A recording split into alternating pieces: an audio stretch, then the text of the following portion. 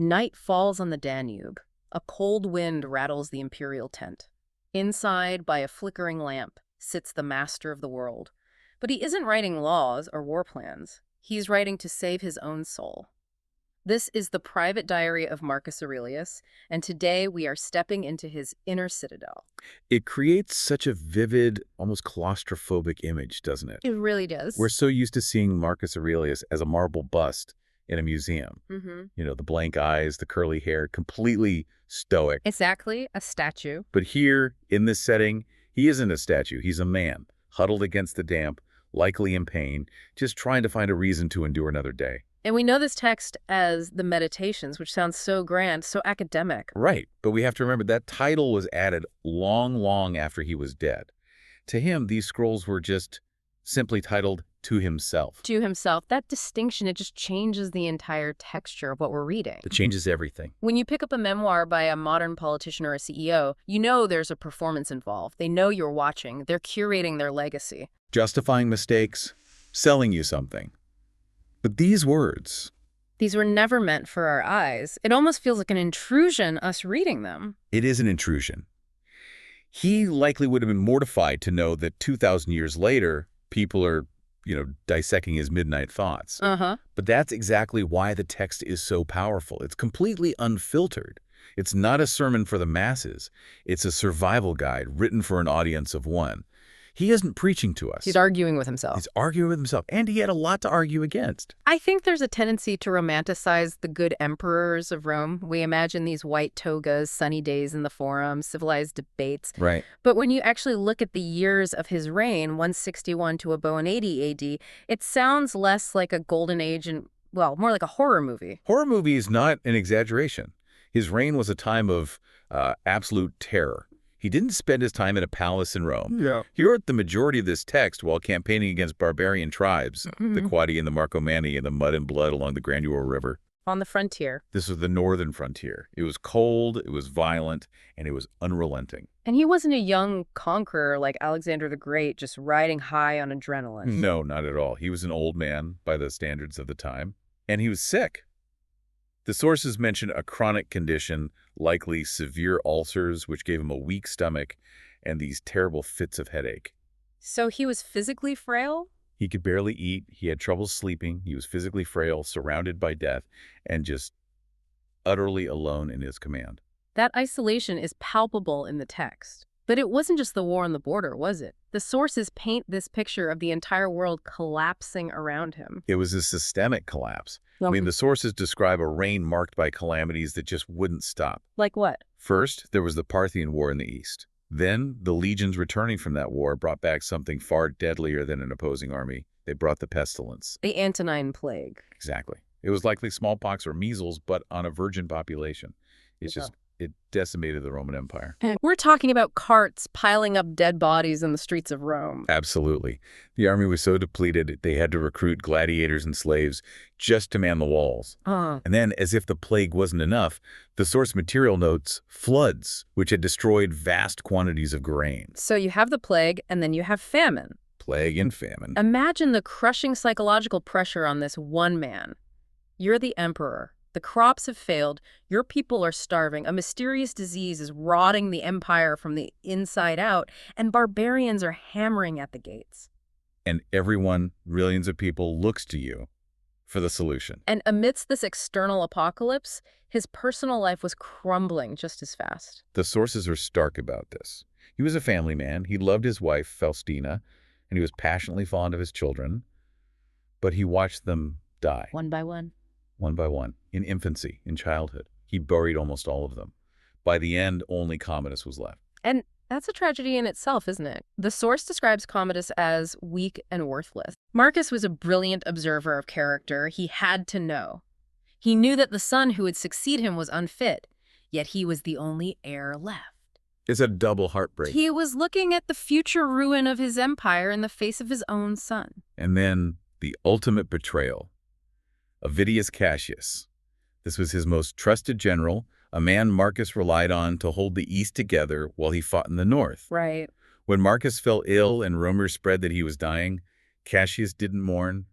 He proclaimed himself emperor. It's almost biblical, the level of suffering. He's like Job on the throne. He couldn't share his fears with his generals. That would show weakness, shatter morale. He couldn't share them with the public. That would cause panic. So he shared them with the page. He retreated into himself. And this is where we begin to see the construction of the Inner Citadel. He didn't want to be a god. The source says explicitly he just wanted to be a good man. But the circumstances of his life made that nearly impossible. And that seems to be the central paradox we need to unpack. He possessed absolute power. He could have anything, do anything, kill anyone. Yet he used this philosophy, Stoicism, not to expand his power, but to restrict it. To, strip away the allure of his own position? He had to. If he didn't, the power would have destroyed him. He used Stoicism as a tool to undress reality. It's a psychological technique he returns to over and over in the text. How so? He looks at the things people kill for, status, fine clothes, gourmet food, and he describes them in the most clinical, unromantic ways possible to break their spell. The purple robe metaphor is the perfect example of this. It's just such a savage deconstruction of royalty. It really is. We have to remember that the purple-edged toga was the ultimate symbol of Roman power, a capital offense for a commoner to wear it.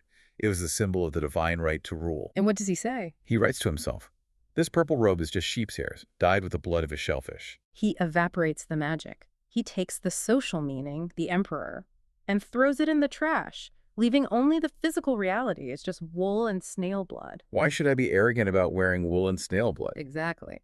He does the same with fine wine. To the Romans, Falernian wine was liquid gold, a symbol of high culture. And to Marcus. It's just the juice of an ordinary grape. He's refusing to let the object hold power over him. He's stripping the value judgment away from the physical thing. There is one part, though, where he takes this deconstruction to a level that feels, well, almost jarringly cold, when he talked about intimacy. You mean the friction passage? Yes. He describes sexual intercourse with this incredible detachment.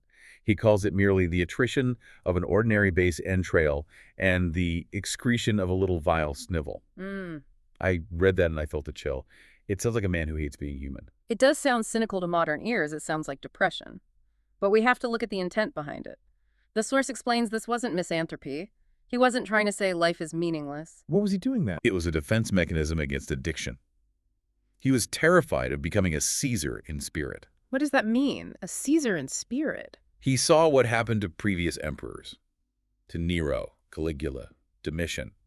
They became tyrants, drunk on their own legend, enslaved by their own lusts and vices. They lost their minds. They lost their minds because they couldn't tell the difference between pleasure and happiness. Marcus had to remind himself, forcefully, that he was mortal, that these pleasures were just biological functions, not divine rights. He was trying to stay sober in a world that wanted him drunk on power. Precisely. So he was undressing reality so it wouldn't seduce him. He was building that inner citadel to keep the world out. Or to keep his judgment of the world out. Or rather, yes, to keep his judgment of the world out.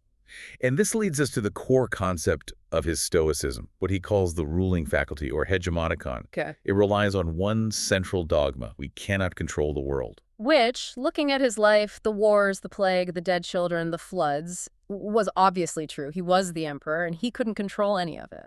Right. He couldn't control the weather, or the insults, or the betrayal of his general. But the dogma says he can control his opinion of it. Remove the opinion, and the sense of wrong is removed. That's the quote. Yeah. I have to ask, isn't that a bit of a mind trick? If you're in pain, you're in pain. It is a mind trick, but it's a profound one. The Stoic argument is that pain is a signal, but suffering is a choice. How does that work? If someone insults you, physically, it's just sound waves hitting your ear.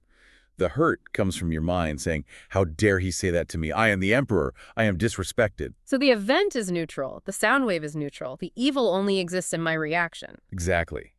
If you accept the event as a natural process, it loses its power to wound your soul. Pain is inevitable. Misery is optional. And this wasn't academic for him. Not at all. He wasn't sitting in a classroom in Athens debating definitions. This was a survival kit for a man living in a tent on the front lines. He needed this to work instantly. Speaking of needing it to work immediately, there's a passage in Book 5 that feels incredibly modern. It's about waking up. Ah, yes. It turns out, even the master of the world hit the snooze button. It's one of the most human moments in the entire text.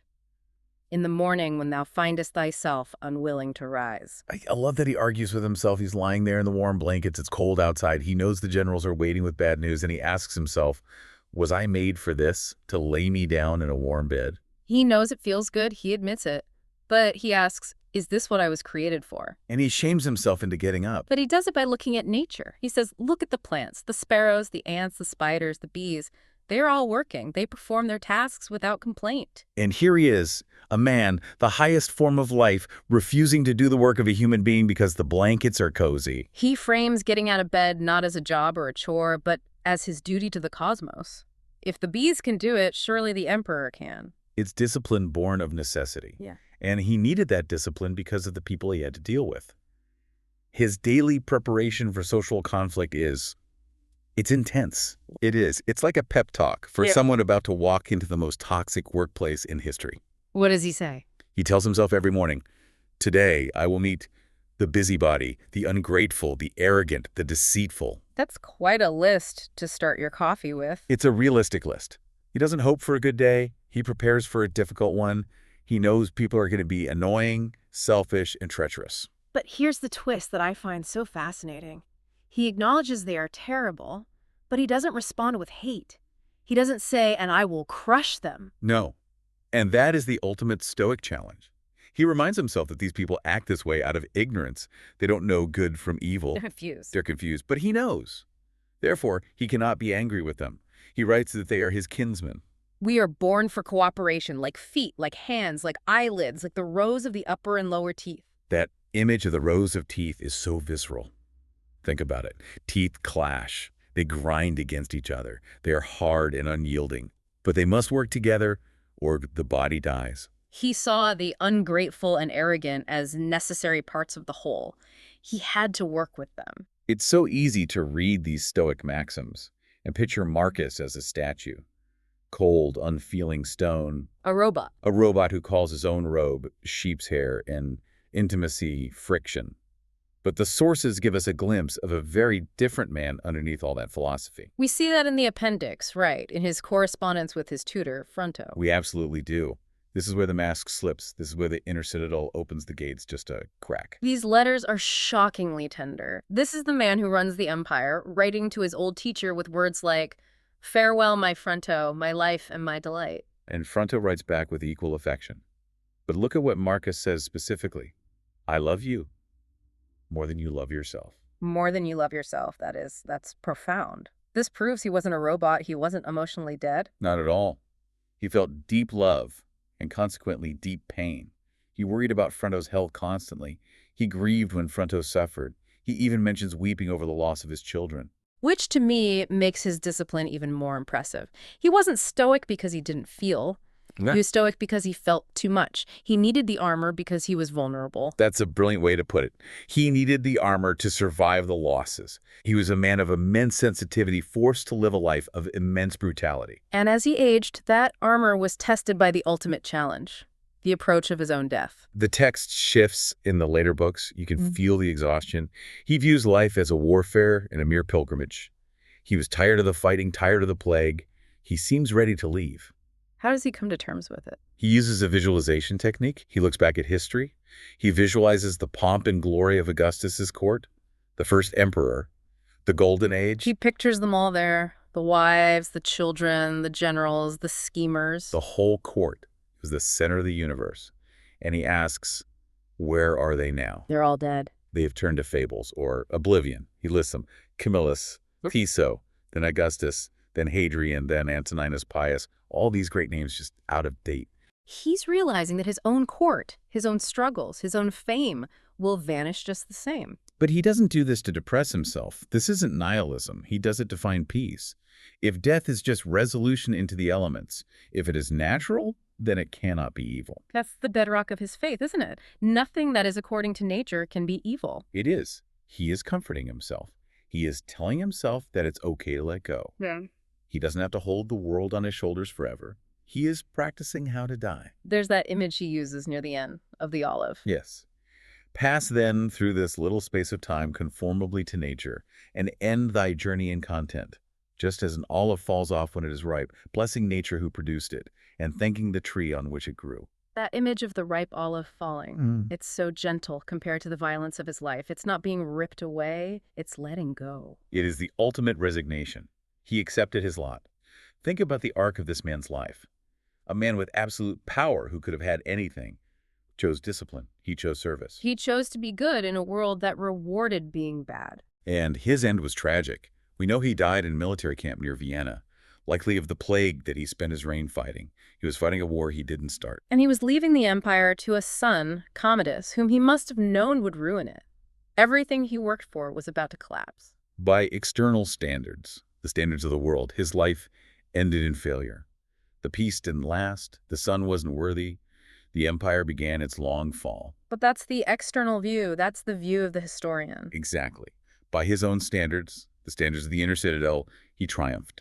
He kept his soul propitious. He didn't become a tyrant. He remained a good man in a bad world. He won the only battle that actually mattered to him. It's incredible to think about. Marcus Aurelius died nearly 2,000 years ago. The empire is dust, the statues are broken, the purple robe has rotted away. But his battle with himself, that struggle to get out of bed, to deal with difficult people, to face mortality with dignity, is exactly the same one we fight today. The tent is gone, the lamp is out, but the words remain.